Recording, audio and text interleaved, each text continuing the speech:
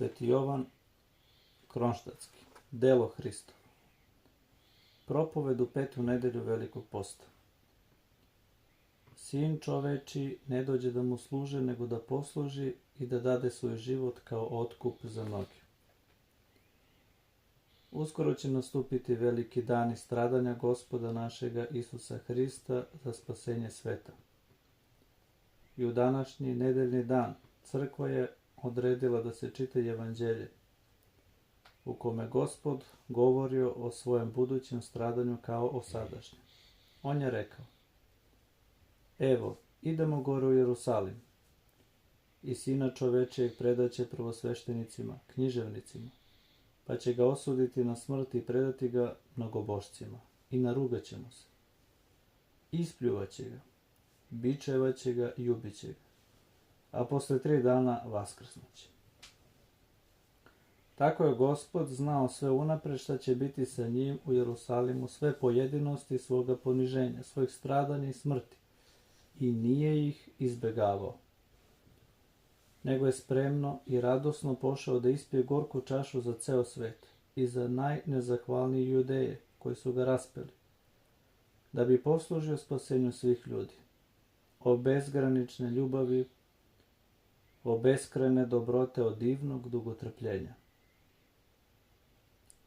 Sav život Isusa Hrista od rođenja do krsne smrti i vaskrsenja jeste divno i ljubavlju ispunjeno služenje spasenju roda ljudskog.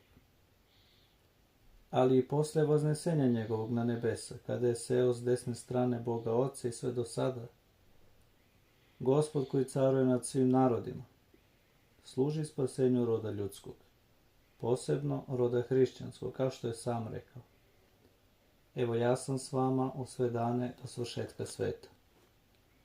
Ili u danas pročitanom Evanđelju: Sin čoveči ne dođe da mu služe, nego da posluži i da dade svoj život kao otkup za mnoge.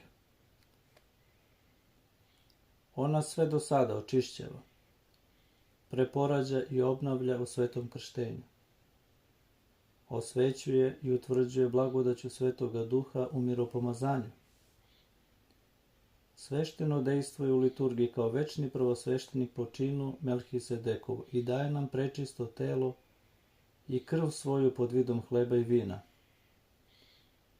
U tajni pokajanja on sam prima naše pokajanje i oprašta grehove iskrenim pokajnicima.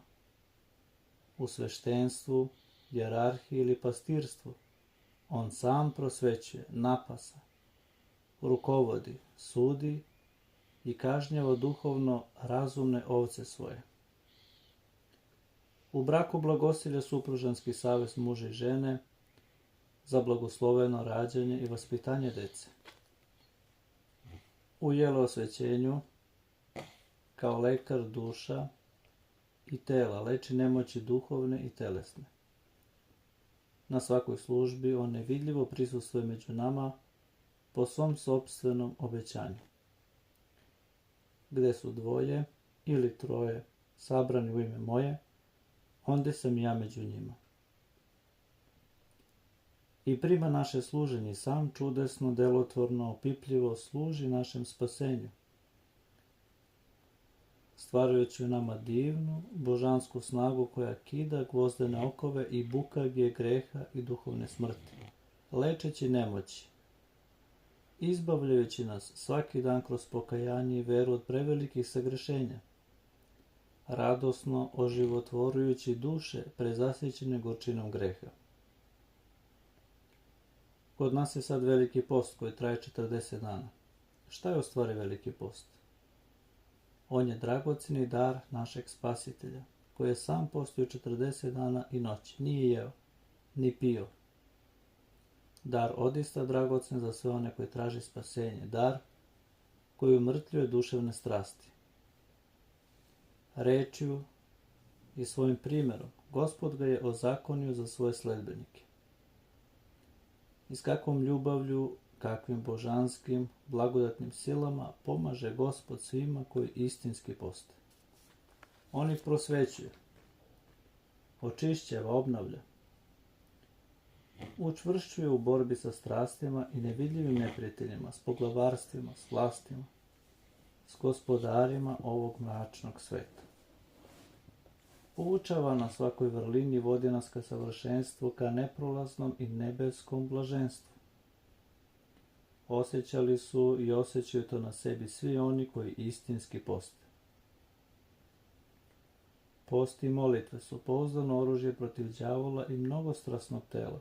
Neka niko ne mudrijaši da je post nepotreban.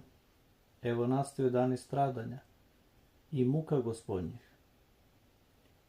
To je posljednja završna žrtva našeg Spasitelja za grehe sveta, koja se završila njegovom smrću na krstu, pre koje je on uzviknuo, svršilo se.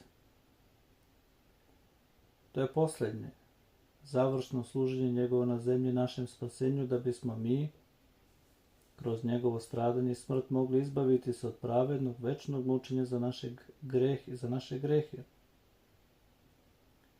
Da bi nam on mogao dati kao hranu i piće prečisto i mnogostradalno telo svoje prečisto, za nas prolivenu krv svoju radi očišćenja, osvećenja, oživotvorenja i obnovljenja našeg. Da bi nas obukao u svoju pravdu, oblagodatio svojim zaslugama i obožio nas i učinio blaženim za uvek. O, samo kad bi bilo tako. Kad bi tako svi i uvek gledali na njegovo stradanje i tako ih prihvatali verom i ljubavlju. Kad bi se saraspinjali s njim, raspinjujući se ovom svetu i strastima, ili evo, služi se liturgija skoro cele godine. Šta je u stvari liturgija?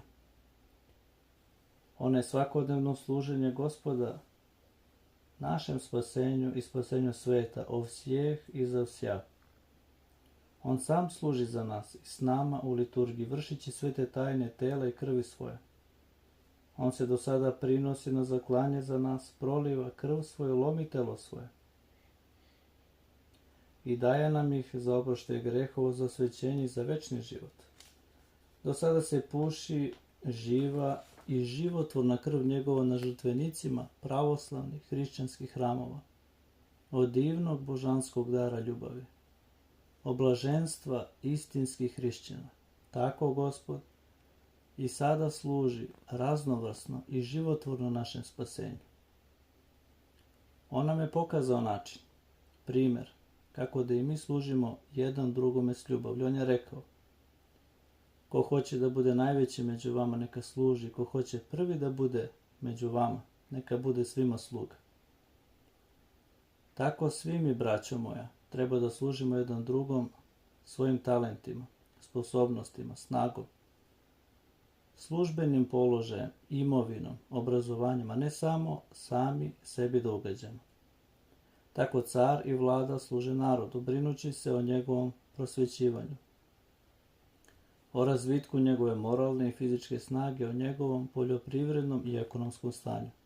Pastiri su dužni da služe svoje pastvi dobrim primjerom hrišćanskih vrlina, učenjem i poukom, pobožnim vršenjem svetih tajni, spasonosno vodeći pastvu prema vrlinskom životu, Bogu i spasenju.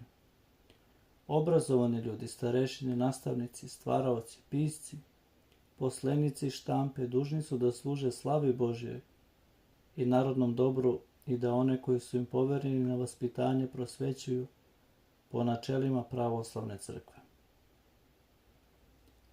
Bogati ljudi treba da služe siromasima, ne naravno lenjivcima, koji neće da rade, a hoće badava da jedu hleb. Jer ako neko neće da radi, neka i ne jede, kaže apostol. Ali treba pomoći onima koji ne mogu da rade, ili kojima posao ni malo ne polazi za rukom, ili im je rad iscrpljujući i nezahvalan, ili onima koji nigde ne mogu da nađu posao. Mi smo svi u Hristu jedan drugom udovi i po veri, po razumu i srcu. Dužni smo da služimo jedan drugome čime ko može. Da, braćo, služiti bližnjima, a ne živjeti samo za sebe. Ne samo radi svojih zadovoljstava, ne samo za sebe zgrtati, ne u besposličenju i lenjosti provoditi vreme. Ne smatrati da je život igračka ili samo niz zabave i naslada. To ne bi bilo hrišćanstvo nego neznaboštvo. Mi ipak jaki, dužni smo da nosimo slabosti slabih, a ne da se ponašamo kako se nama dopada.